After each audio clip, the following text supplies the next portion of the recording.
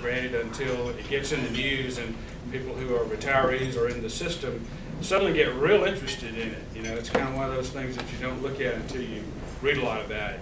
I was talking to Pat and asked how many interviews she had done, you know, since 2007 or so, and their agency, as all organizations like that, have gotten a whole lot of attention since then. So she's going to bring us up to date and talk a little bit about the agency, then have some questions and answers. She's got a handout about the agency that I'll put up here on the side of the table so that you can take it with you when you leave. Looking ahead, in the first Monday in June, our guest presenter will be Larry Gregory, who is the Executive Director of the Mississippi Gaming Commission, and he has announced his retirement. So I'm not sure if he'll be retired or not in June. He said that he's not going to retire until they name his successor. He's done such a good job, the board probably won't even name his successor for a long time. But anyway, what's going to be interesting about that is not only the information about the gaming industry, but as you know, they've ordered that certain casinos on the Mississippi River close in anticipation of this 100-year flood that's coming. That's another story. In July, our guest presenter is Congressman Greg Harper. So we've got a good lineup coming up. So be sure to put the first Monday in June on your calendar and first Monday in July on your calendar. So without further ado, I'll ask Pat Robertson to come up. As I said, she's Executive Director of the Public Employees Retirement System of Mississippi. You should have her bio that we sent out with the invitation and the reminder to attend today. So, Pat, all yours.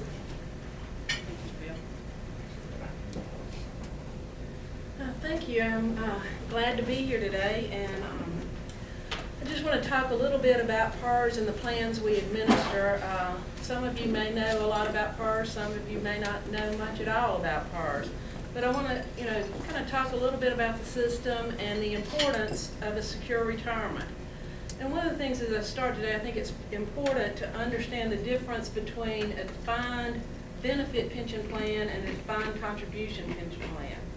In a defined benefit plan like PERS, a member's retirement benefit is not based on the accumulated contributions in a member's account, but rather is determined by a formula based on the member's average compensation, years of service, and the benefit option selected at retirement, as opposed to a defined contribution plan, which is based on contributions by the employee, and in some case, contributions by the employer, and then any investment earnings.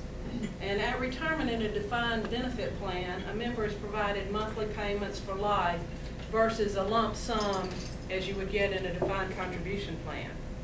And now through the monthly payments that PERS and other public defined benefit plans pay, we provide those payments that we provide retirement security to thousands of public employees and their families, keeping many off public assistance.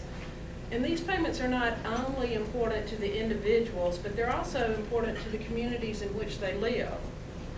I'd like to talk just a minute about the importance of these benefits and highlight some of the statistics and demographics for you. We now provide monthly payments to almost 85,000 retirees. The total monthly payroll now exceeds $112 million. And when combined with the cost of living adjustment, it exceeds $1.6 billion annually. Now, these payments act as an economic engine for the state of Mississippi and the communities in which these retirees live. Almost 93% of these payments, or more than $1.5 billion, remains in Mississippi. These payments are vitally important to the future economic growth. They are steady and continuous, increase with inflation, and provide a strong and locally disseminated economic stimulus. With these payments, retirees purchase goods and services, creating and supporting jobs, increasing profits and wages in the private sector, and increasing taxes and fees in the public sector. And in fact, according to a 2009 report by the National Institute on Retirement Security, PERS 2006 payments of $1.3 billion supported almost 11,000 jobs in Mississippi, paid $537 million in wages and salaries, and $1.6 billion in total economic output, and almost $200 million in federal, state, and local taxes. And now, when people talk about PERS, it's generally with the idea or the perception that it's a retirement plan for state employees, but it's really much more than that. We are responsible for the administration of 22 defined benefit plans and 2 defined contribution plans, plus some ancillary programs which serve more than 372,000 people and their families. Now, these plans include the Public Employees Retirement System, which is what you hear most about, and it covers almost all non-federal public employees in Mississippi, including state employees, school employees, employees of city and county governments, as well as employees of the institutions of higher learning and community and junior colleges. The Mississippi Highway Safety Patrol Retirement System, which is a separate system and covers the sworn officers of the Mississippi Highway Safety Patrol. We administer 19 closed municipal plans. These are individual city plans, mostly fire and police plans that were established prior to PERS being created in 1952. Most of these were closed in 1976, and the administration was transferred to PERS in 1987. Then the one y'all have all heard about, the Supplemental Legislative Retirement Plan, which covers the members of the legislature and the lieutenant governor, and it provides an ancillary benefit to those members for their legislative service. We're responsible for the administration of the Mississippi Deferred Compensation Plan and Trust, which is a supplemental defined contribution plan available to those employers who participate in PERS. There are assets of over $1.1 billion and over 40,000 participants in that plan. We also administer the Optional Retirement Plan, which is a defined contribution plan available to teaching faculty and certain administrative positions at the institutions of higher learning, and that's in lieu of participation in PERS. Now, as of June 30, 2010, our fiscal year end, there were a little less than 167,000 active employees covered by the plans that we administer. And this represents an increase in the number of employees of almost 9% over the last 10 years. However, it represents a decrease of almost 1% from last fiscal year. And in fact, this is the first time since 2001 that there's been a decrease in the number of employees. Now, as I mentioned earlier, as of May 1st, we're providing benefits to almost 85,000 retirees and beneficiaries. And this represents an increase in the retiree population of more than 57% since June 30 of 2000. However, there are currently more than 22,000 individuals eligible to retire today, and almost 75,000, or more than 45%, of the current workforce can retire today or within 10 years. So realistically, should the number of retirees grow at the rate that it has over the past 10 years, we would be providing retirement security to more than 132,000 individuals and their families in January 2021.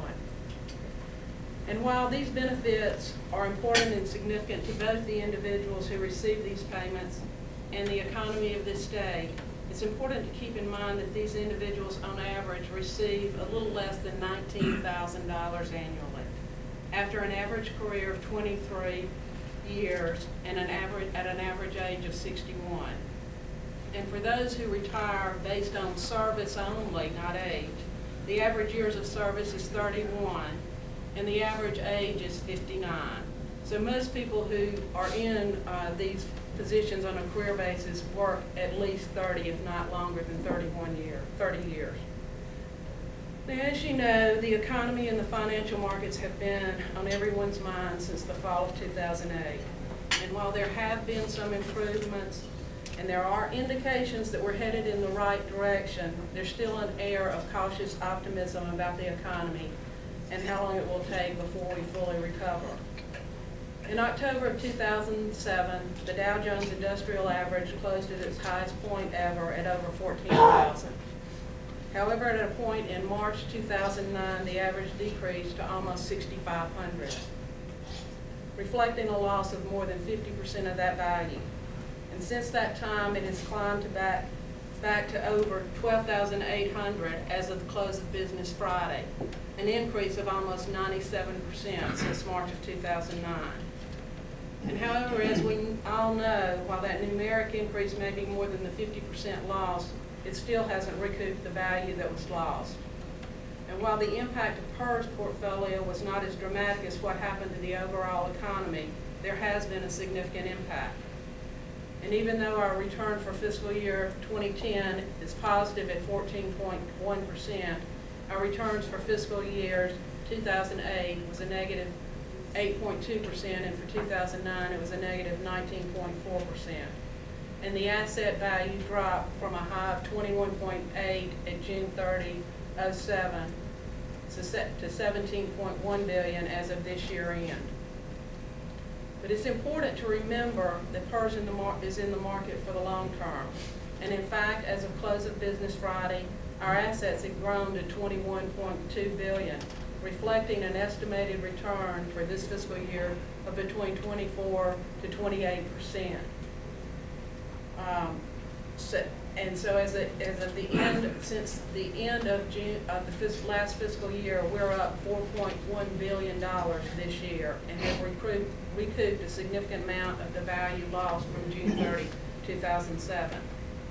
And to help you understand how we invest in the markets, we employ 32 different investment managers who invest the employee and employer contributions in 42 different portfolio or areas of the market. The assets are invested in a strategic asset allocation policy that mitigates risk and over time should provide an 8% investment return. Now, there's been a lot of discussion and media coverage about the funding of PERS and the need for the increase in the contributions. Maintaining a financially secure public retirement system in our states is important. PERS financial security is important not only to our legislature, our board, and our staff, but to hundreds of thousands of Mississippi's active and retired public employees who have spent their entire career serving others. Our current funded status is 64.2% as of June 30, 2010, and 80% is the benchmark considered by many to constitute a well-funded plan. And what this means is as of June 30, on an actuarial basis, we had a little more than 64% of the assets needed to pay the liabilities that had accrued. Not the liabilities due and payable today, but those earned and payable in the future. And it would take us 30 years to pay these liabilities off at an interest rate of 12.93%, much like you pay off a mortgage. Now, the decline in the funded status is due in part to the decline in the investment markets in 2000 and 2001, as well, and more recently, 2008 and 2009. But it was also due in part to the growth of the number of retirees, improved mortality, and the compounding effect of benefit improvements. PERS accrued liabilities have more than doubled since June 30, 1998. They're now $36.4 billion, and of that, $11.3 billion represents accrued liabilities. That's as of June 30. And while this may seem a bit extreme, it's important to realize that PERS has been in existence and providing benefits since 1952. And this type of growth pattern in liabilities is an expected trend for pension plans. However, the legislature enacted benefit improvements in 1999 when PERS funded status was at 85%, and our UAL or mortgage period would have been paid off in 9.8 years, with the expectation that these improvements would be funded by continued investment gains. In other words, no funding mechanism was put in place to pay for those improvements, just a belief that the market would continue on a positive note. Unfortunately, this was not the case, and as a result, the contribution rates have increased to keep the funded status of PERS within the guidelines established by the Governmental Accounting Standards Board. Basically, what happened from 1998 to 2002 with these benefit improvements was that the mortgage was refinanced each year, and the equity was used to increase benefits. We did not increase our mortgage payment, just the amount we owed and the financing period. Unfortunately, we did not put any money aside for a rainy day or unexpected occurrence. And since 2001, the markets have moved negatively, and our assets in relation to our liabilities are not worth as much as they were when we refinanced. Therefore, even with the positive return last year and this year, we will probably need to increase our mortgage payment to make sure we can pay it off in the 30 years. Now, it's important to note that had these benefit improvements not been implemented, while we would probably not be at the 80% benchmark funding level, we would have been within the GASB standards without an increase in either the employee or the employer contribution rate. However, it's important to note that even with the increases that have been implemented in the contribution rates, the state employer contribution rate as a percentage of state expenditures is less today at 3.44% than it was in 1990 at 4.35%. Additionally, in 2010, while the employers of PERS contributed $762 million to pre-fund the pension promises for the future, PERS paid out a total of $1.6 billion in benefits for today's retirees. An $838 million difference the employers did not need to divert from today's operating budgets, thanks to the fact that these benefits have been pre-funded. And of this $1.6 billion in benefits paid to retirees, approximately $1.2 billion came from their own paychecks when these retirees were active members, and investment earnings on the employee and employer contributions. So only 30%, or $480 million, represented taxpayer dollars of the total $1.6 billion paid out. Now, as I mentioned earlier, we had a positive return for FY 2010, and it looks like the return for 2011 will be positive as well. Investment returns like these that exceed the 8% may help to lessen the degree to which contribution rates will increase in future years. PERS first began investing in equity securities in 1980 and anticipated fluctuating markets so that investment losses in the short term will not negatively affect the long-term security of retirement benefits. Our consulting actuaries provide us with assumptions which, when maintained over time, should ensure that the system remains on firm financial grounds. And one of these assumptions is that PERS will earn an actuarial rate of return of 8% over the long term. And in fact, PERS average annual rate of return since 1981, when we first started investing in equities, is 8.7%. Now, as I've stated, we take a long-term investment perspective, and we expect to earn the 8% over a 20 or 30-year time horizon. And what this means is that when we have returns of 13.2%, as we did for the 10-year period that ended June 30, 1998, which is when the legislature enacted the benefit enhancements, we expect that the returns will not stay at that level, and may be negative to offset the positive returns and average to 8%. Unfortunately, we have experienced negative returns in four of the last 10 years and have met our actuarial assumption in only 5 of those years.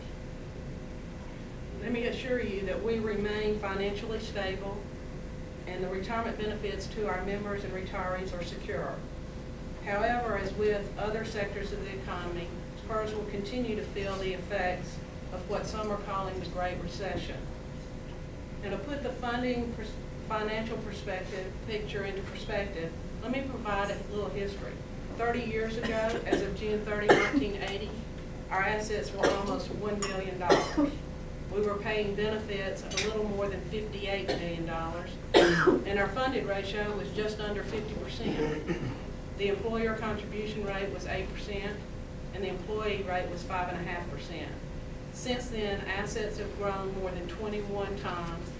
Benefit payments have increased over 2,700%, and our funded ratio has improved almost 35%. PERS is not as well funded as we should be, due not only to the performance of the market, but due also to the benefit structure in place. However, the commitment to fund the employee contribution will allow PERS the opportunity to work to achieve a more optimal funded status. And as most of you are aware, legislation was enacted that will increase retirement eligibility from 25 to 30 years for individuals employed on or after July 1st, 2011, with a modified benefit formula. Investing was changed from 4 to 8 years for individuals employed on or after July 1st, 2007. And while these changes may be necessary from a long-term sustainability picture, they will have little to no impact on the immediate funding status, and they will not address the issues of today. So in closing, I want to assure each of you that those of us who are responsible for PERS believe in the system we administer, the importance of the retirement security that we provide, and we take our responsibilities of management seriously. Thank you for allowing me to be here today. I'll be happy to answer questions that you may have. I remember the discussions in the late 90s about increasing benefits. Can you talk a little bit about what those benefits were? And my recollection was the board endorsed those. Okay, let's start with first. The benefit change is what happened in 1999, and it was phased in from 99 to 2002. Was the formula at that time was 1 7/8 for the first 25 years of service and 2% after that. It was changed to 2% for the first 25 years and 2.5% for every year after that. And the biggest cost to that really didn't have to do with doing it on a prospective basis. But of those individuals that were currently working, as well as those individuals who were retired, they immediately saw an increase in their benefit. For example, I had about 20 years of service at that time, so those 20 years became a little more valuable because instead of being worth 1 7/8 for each of those 20 years, they went to 2%. So I got an immediate bump in whatever my retirement benefit was going to be. Retirees also did. The benefit enhancements that were put in place in 1999 cost about 10% of payroll total. Of that, 90% of that was applicable to prior service. So that was the cost associated with that. As far as the board, the other thing that happened in that legislation was the cost of living adjustment had been a 2.5% with a discretionary 1.5% based on investment earnings, which meant that as long as the CPI increased by 2.5%, the retirees got an automatic 2.5% COLA, which in the 90s that was happening on a regular basis. Maybe not today, but back then it was. And then the board had the discretion to give another 1.5%, so up to a maximum of 4%. And that had been happening on a regular basis. The board tried or attempted not to give that additional discretionary 1.5% a couple of times because of the funding and the cost associated with it. And were met with a lot of resistance from the number of retirees. So the board wanted to get away from having a discretionary amount and went to the legislature asking them to change the COLA to a 3% COLA. And they decided on 3% because that was the average of the cost of living adjustment that had been given over the years. And actually, I think the cost of living adjustment goes all the way back to 1960. So it was the average of all of those that had been given. That was the legislative packet that went forward. Based on my the board never adopted or approved incorporated any of the other changes into their legislative package. I can't speak to the former director and what he said to the legislature or anything like that, but it was not part of the board package. And in fact, based on just my research, the House bill passed with just what I said it had in it. It was transferred to the Senate. The Senate modified it to increase the years after 25, and it went to conference, and in conference is where all the other changes came in. My recollection was my recollection was he endorsement or enforcement? I prefer not to comment on that one. Can you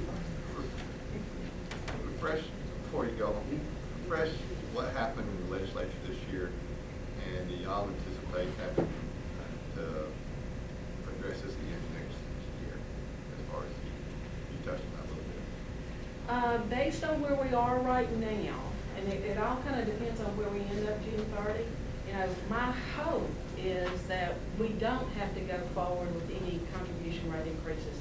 The employee rate went from 7.25% to 9% last year, and it's gone, it will go, the employer will go to 12.93 effective January the 1st. And with the changes in the formula, which will be included in the next actual evaluation, there's a possibility that we might have to, but we've got one good year, and if we end the year really well this year, there's a chance that we won't have to increase the contribution rate.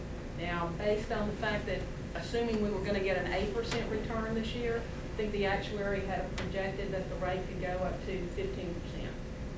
So just in the full disclosure. But that's, right now, unless the market tanks somewhere between now and June 30, we're gonna be looking, I think, north of 20. Bob. Okay. Other questions? Yes. Yes, some argue that there's a bubble in treasuries right now. If, say, treasuries were supposed to go up, say, 100 to 200 basis points, how would that affect your assets that are currently held? Well, actually, Or would they? there probably would be some impact, Mm. but it wouldn't be significant. Most of as I said earlier, we've got a diversified portfolio mix. Fixed income is less than 30% of our portfolio. We're probably a little more heavily in the domestic and the global equity markets than maybe some others, but it wasn't as good in 2008, but it's helping us right now. We're moving away from that a little bit right now into some of your more alternative private equity and timber and real estate. So y'all are going to be probably getting away from buying treasuries in the future, or No, at a current pace? I'm not or- saying that. No, Okay. we'll probably always maintain at least 25 to 30% of our Okay. portfolio in fixed income. Other questions? Pat, thank you very much. Let's give her a big round of applause. Something for your desk here. This is the coveted Stennis Capital Press coffee cup and a 2 gigabyte flash drive for you to bracelet to add in your bracelet collection. Or for keeping all your contacts on there. You probably need 2 gigs on there. So thanks a lot. Appreciate you.